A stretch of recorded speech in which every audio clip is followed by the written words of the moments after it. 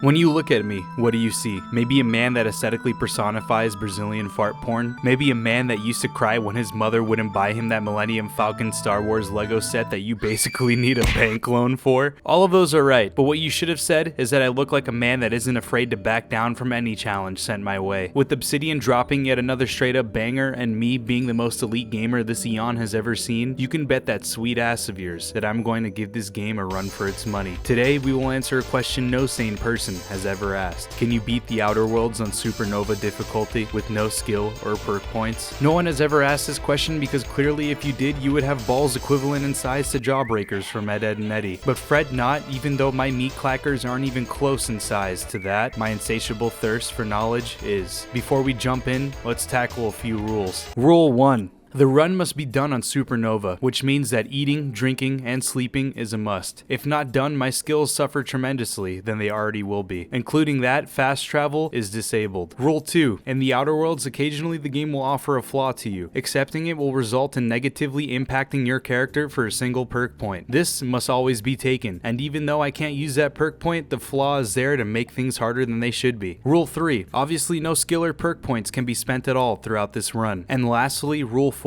Grab your flavor blasted goldfish and join me as we flavor blast the fear of boners and God into the hearts and minds of our enemies. This challenge will not be simple in the slightest, but join along as Mama Sharon sets off into the Outer Worlds and provides to you beautiful people a therapeutic experience, one that will never be forgotten. Before the run actually starts, we need to set up our character. I made sure to click Supernova because this game mode literally feels like dragging my butthole across a sea of broken glass and Legos, which, by the way, spoiler alert, I like, and then attempted to make all of my skill points 0. Unfortunately, you can't do that in this game, so I evenly distributed the skill points to all of my skills and then made my intelligence as low as I possibly could. This was important because now with the negative crit chance this gave me, along with no skill or perk points, my weapons will do about as much damage as a spitball to the forehead propelled through a straw. On top of that, I also took stealth and defense, avoiding skills that would add bonuses to weapon usage and dialogue. Forged in the tectonic plates of Forrest Whitaker's butt cheeks with a little sprinkle of Uncle Phil from the Fresh Prince of Bel-Air,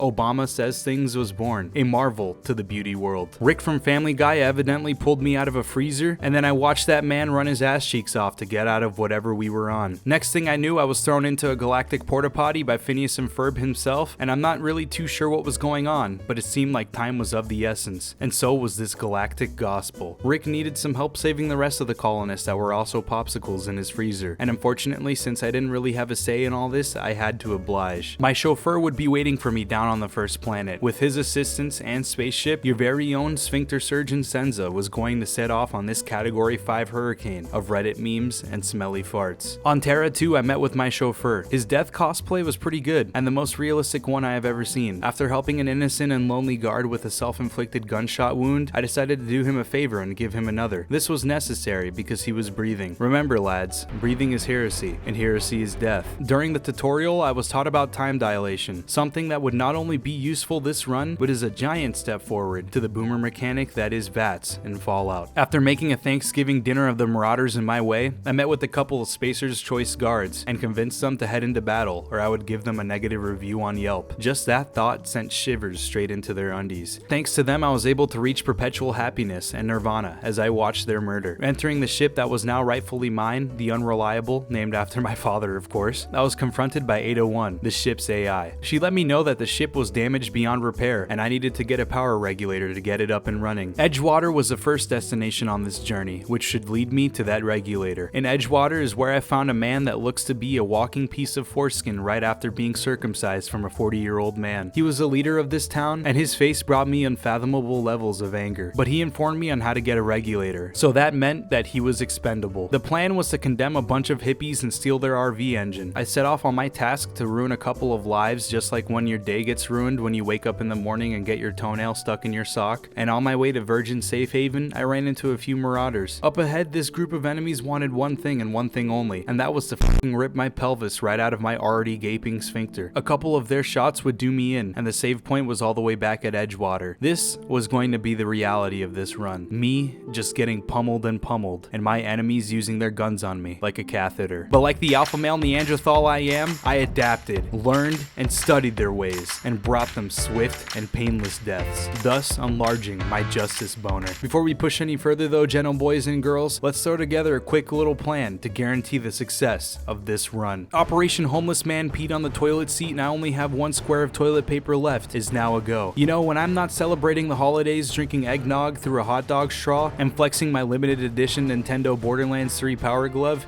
Hey! You want us? I have a Nintendo Power Glove. You want to see it? Okay. Maybe next time. See you later. Come on, man.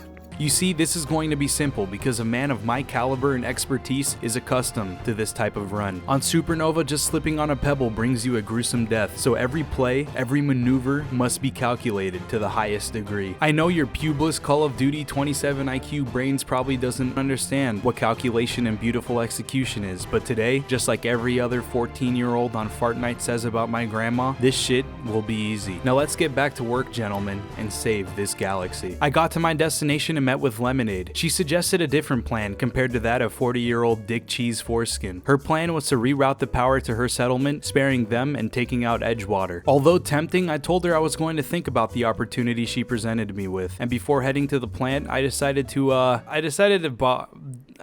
borrow a few things, you know. Were effortlessly, just like all the candy I stole from Mrs. Anchel's 2nd grade reading rewards bucket, I made it to the plant, and my assault rifle was straight up tearing through the defenses in this place. Halfway there, I decided running would be a better option. I hauled ass past a couple of robots, killed an old man in the plant's basement because hello, this is an Obsidian game, and transferred the plant's power to Edgewater, thus royally screwing Lemonade and the armpits of her followers. Lemonade was distraught at the fact that I would do such a thing, but I fooled her. My tactician brain had this plan before I even stepped foot on this planet. I was just yanking her nipples. Disabling her power would allow me to get the regulator I needed, and once that was obtained, I was going to kill Foreskin and let Lemonade become the mayor of Edgewater herself. Edgewater was not ready for the tragedy that I was about to bestow. I pulled up to Foreskin's office, blasted a fart down his nose with ease, he was dead, and now Lemonade is our newfound leader. After telling her the good news, I also told her of a potential business opportunity. The opportunity of death, of course, and then proceeded to turn her into Thanksgiving stuffing. Returning to the unreliable, I installed the power butt plug, and now this bootleg Chinese Sanctuary 3 was in space. Phineas and Ferb was happy to see my gorgeous jawline and informed me of the next task at hand. The groundbreaker housed an old lady named Gladys from Portal 2. Coming into contact with her was imperative, as she could give me something that I needed. And no, she wasn't going to give me her famous Grandma SpongeBob cookies, guys. Come on, let's get serious now. After landing on the groundbreaker, I was informed straight away that my whip was impounded. Although all I had to do was meet with an officer to get that fixed, this was a dingleberry in my butt cheeks. Sure, I mean,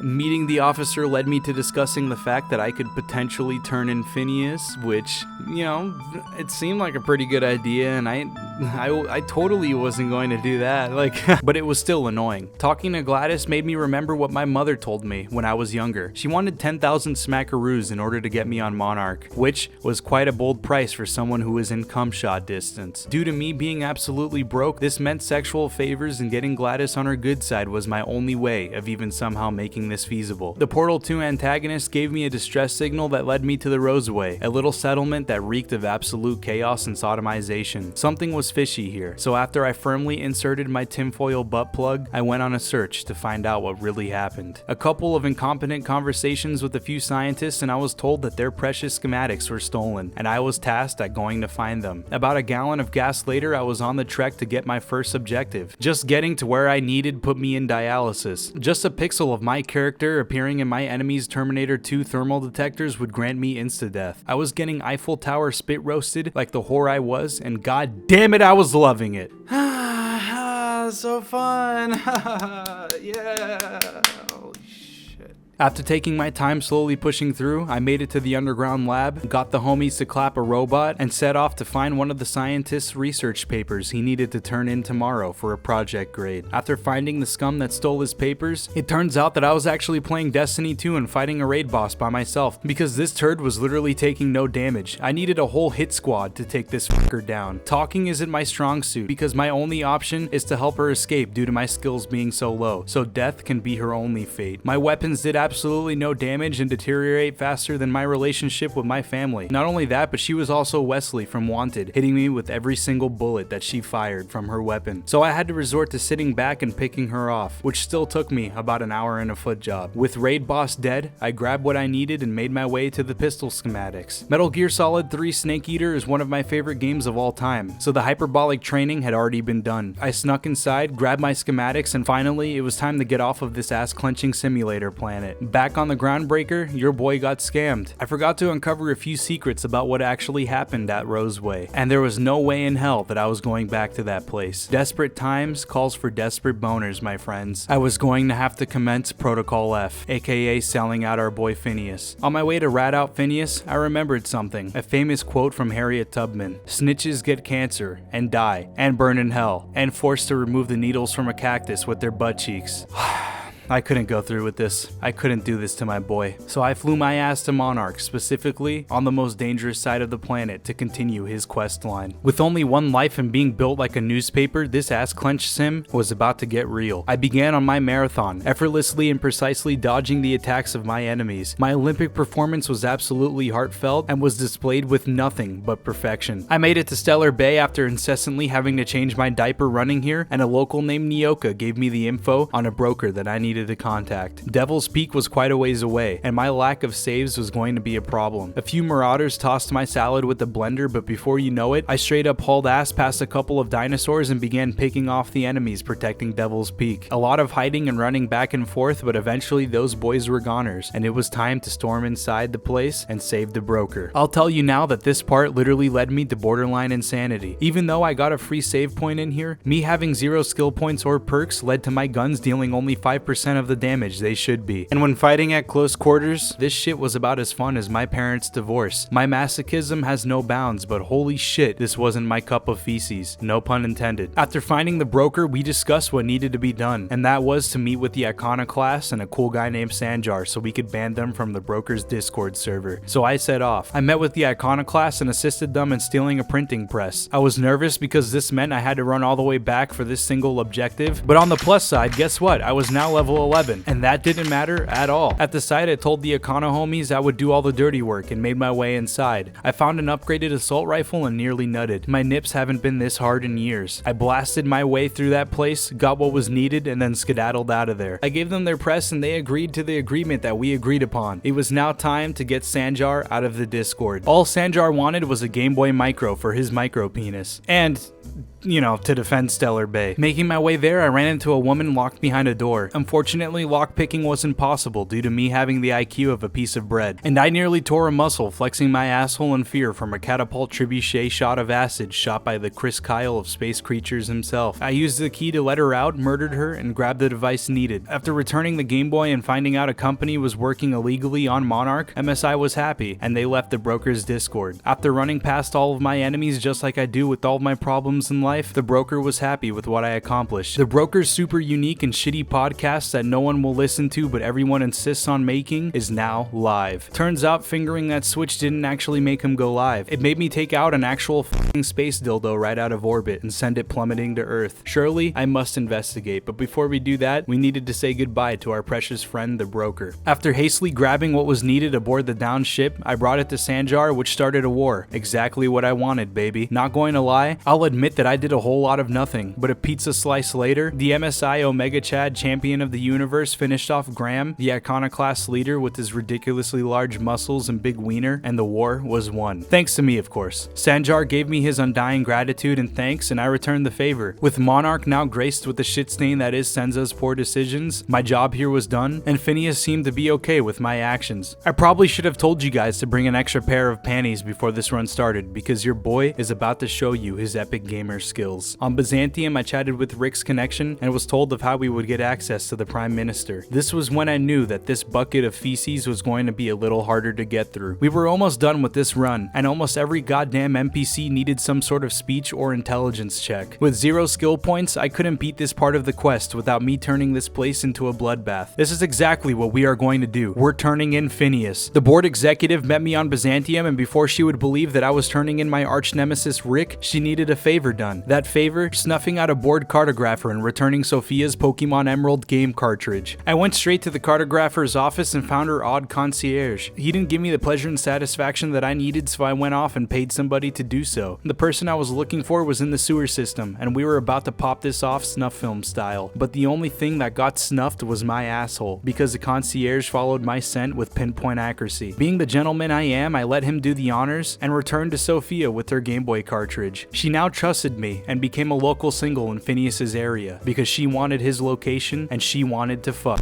He didn't expect a thing. Returning to Sophia, she told me the truth about this planetary system. Halcyon was running low on supplies, and soon everyone will become malnutritioned and slowly cease to exist. Our first step, wiping out Edgewater, because they've been super sucking all the company's resources. Just this part alone in the run is when my universe seemingly collapsed. Back on Terra 2, I was getting absolutely destroyed. I had to turn on a bunch of robots that could exterminate Edgewater, which basically meant that I was going to have to endure getting murdered over and over, lapsing into mental deterioration. My favorite flavor of ice cream. Just entering the same plant from the beginning of the game would get me slapped with a throbbing boner. With the speed of a Middle Eastern water hippo, the only thing left for me to do was bail ass. After a handful of tries, I was able to get into a spot where the enemies would de-aggro. I could pick them off one by one. To make matters worse, hiding here gave me the flaw that gives me 25% more physical damage. This game officially hates me. After picking through my enemies, I was able to switch on the bots and get the heck out of there. If you guys thought the plant was bad, this next part was like trying to sniff a fart underwater. The robots did their job at wiping out Edgewater, but now it was my turn. I had to commit robo-genocide, and this wasn't going to be easy. After a few tries of getting absolutely destroyed because of my low defense and lack of offensive skills, I decided to go out and vendor farm for an electricity mod that could accompany my high damage assault rifle, and right when I was about to give up, I was blessed with a gift from the heavens. This upgrade was big, monumental in every single way possible, but death after death, I was still falling short. My tactician brain was failing after every attempt. 3 tries later and a little bit of ring around the rosy, you know,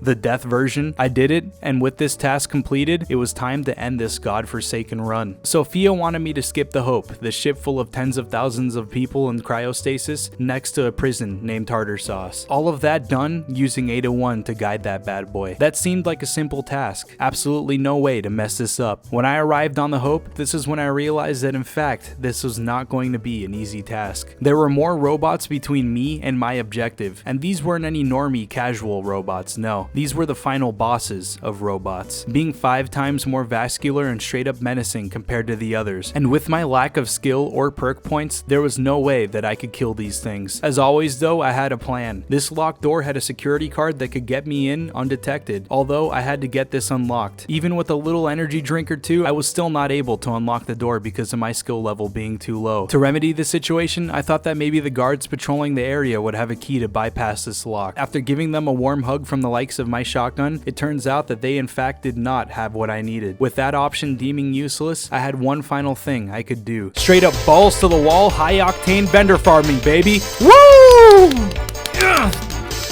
I needed armor that boosted my stealth skills along with any food or drink that boosted them also. I enjoyed my 35 minutes of farming, which actually doubled up as a sleep aid for me. I watched this section of the video every night if I ever have trouble trying to sleep. Eventually I got what was needed, unlocked the room, grabbed the ID card and got to business. I was now role-playing as a ship member of the Hope. The robo-chads didn't even bat an eye. After hooking up 801 to the mainframe, all I had to do was get to the ship's cockpit and get the Hope skipped to Tartar Sauce. This is where I'll have to inform you yet again. Just when you thought your panties couldn't get any more soaked than they already are, just when you thought you had no nut November in the bag, I surprised you with yet another plot twist. I wasn't going to let Ada do the jump for me. I was going to do it myself. My master shinobi plan all along was to get myself unfrozen, destroy a few dynasties, murder a few great leaders, and cause mass genocide by crashing a ship full of tens of thousands of people into the sun, thus dooming the star system of Halcyon in less than 9 hours. This was my purpose all along, and with that, yes, you technically can beat the Outer Worlds on Supernova difficulty, with no skill or perk points. Some parts were quite difficult, and sniffing farts out of my dog's ass would have been more enjoyable than this run. The reason why I said I technically beat this challenge is because many people don't count this as an actual ending. I will tell you now that I did try going for the bad ending, and that shit alone was a migraine-causing anomaly that challenged and rivaled my very understanding of this life. Technically, this run is over, but I will show you what went down down when I tried going for that ending. I needed to invade Tartar Sauce and save Sophia because Phineas was about to end her whole career. Due to my low dialogue skills, I couldn't convince the board to help me in saving her. This led me to recruiting 2 companions, Nyoka and Felix. Using them and farming for stealth boosting armor would give me the power to at least sneak past the enemies going unseen. This did work at first and I thought I was in the clear, but of course everything has to be a nightmare on this show. When confronting Phineas, the only way around him was to fight the final boss. My low level skills couldn't pass any of his checks, and fighting this boss without any skill points is like going down a slip and slide full of feces and razor blades. I tried defeating him incessantly, using different methods and plans to take him down, but it just wasn't possible. After doing a bit of research online, I also learned that you could avoid the fight by just shutting him down if you find certain passcodes, but even then you need 90 lockpicking to enter the room with his shutdown terminal. So you can't beat the Outer Worlds on Supernova with 0 skill or perk points, unless you doom the entire star system. I didn't even bother changing the difficulty to easy because we all know that could have been done. I hope you enjoyed the video and thank you guys so much for the support recently. Thanks to all of you for being beautiful people. I love you all and stay tuned for our next video, where we host Diaper Booty Gang's Got Talent in the DBG Discord server.